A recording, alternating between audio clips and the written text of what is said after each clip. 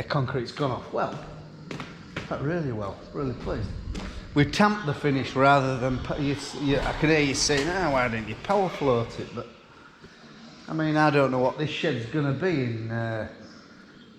in 10 years' time. It might be full of cattle. Well, if you've got a power floated floor, you tip cattle onto a power floated floor, and they all go splay-legged, you know, it's no good. So by the time bucket's gone over that a bit, it'll have taken rough bits off it, smoothed it off, and it'll be right surface. So we're happy with that.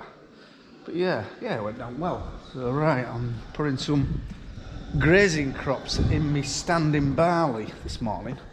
Not doing much. I'm doing about, I'd say about 10 acre just as an experiment to give me a bit of fodder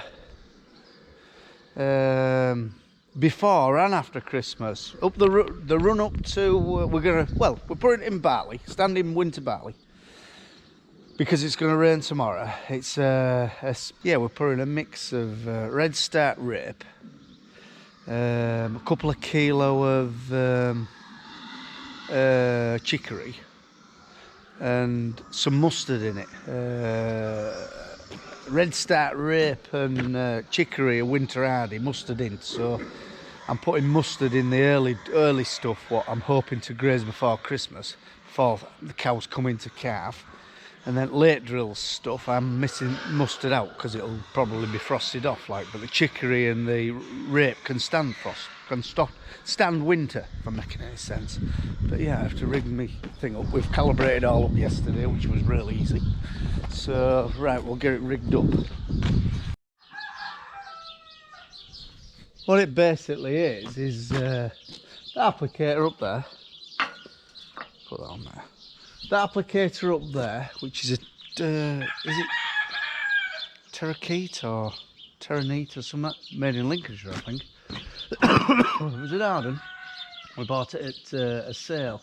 It's oil driven fan. It's got a little electric metering system, and then it blows up to a distributor head at the top, which I put a pipe from there down to two little distributors here with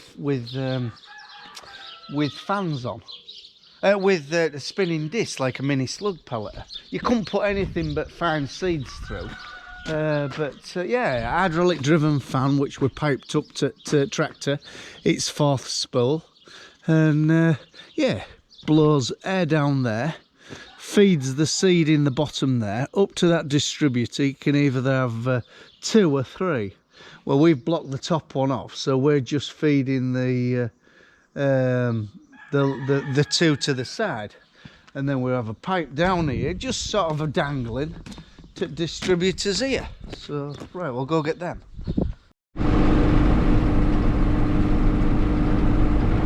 So far so good. We're just putting it in this standing barley because our Herefords are next door, but we'll run and we'll electric fence this and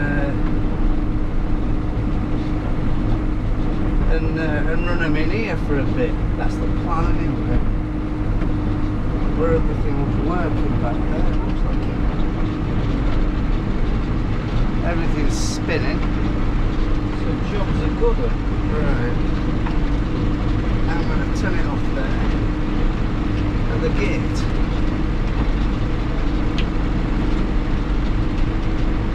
The barley's a lot better than I thought. Yon end it's real thin, it's super terrible with cereal ale well. This end is very, very good.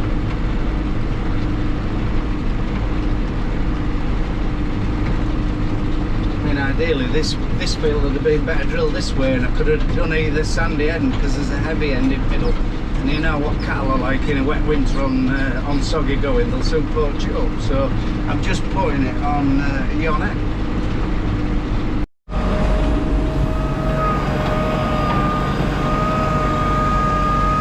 Can you see the cyclones working?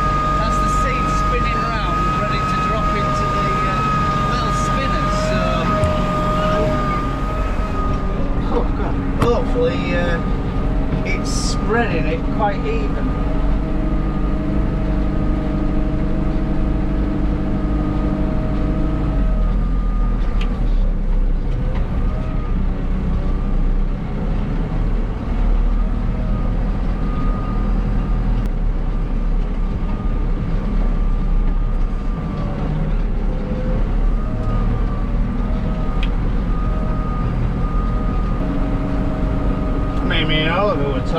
smart, if it's a wet back end, the cattle have to come in early. There's now to say we can mow this and put it in round bales. You know, there's that option. I mean, we're experimenting, we're playing. I mean, I'd like to dual crop some of our land where we get sort of, it's always producing sort of thing. And like what we're putting in, it isn't really rear plan, so it ain't going to scupper anything else we do in future. It's like a cover crop, so it'd follow on with spring barley or maize next year. And the you're in low on seat. And the land's always producing and always healthy underneath, you know, because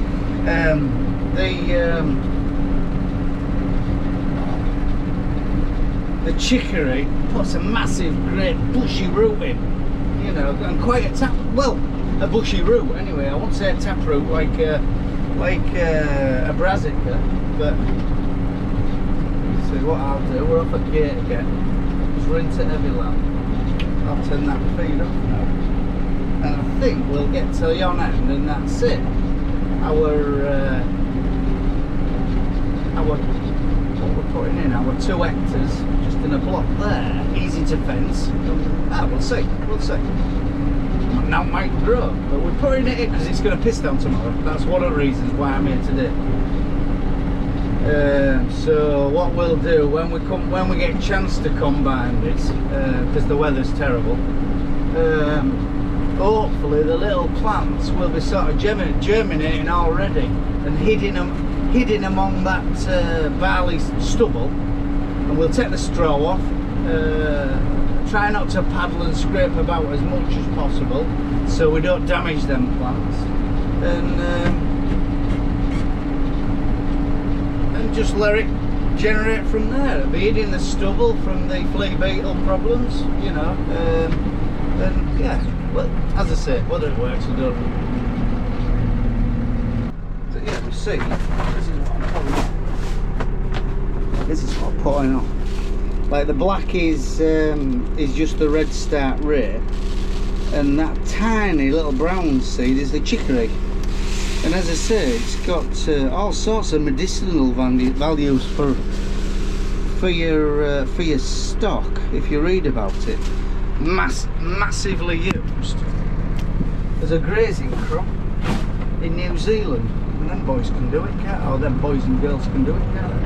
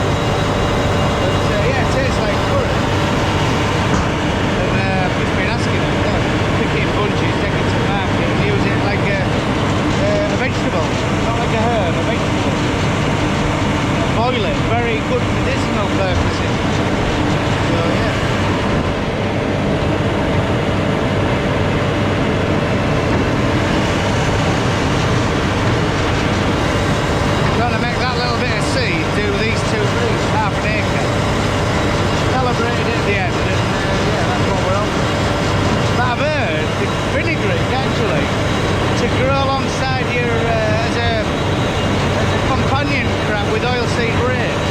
And flea beetle don't like it. They can't. You know, the smell of the fenugreek keeps the flea beetle away. So whether there's any truth in that, I don't know. Right, so what's that? I'll pick that one.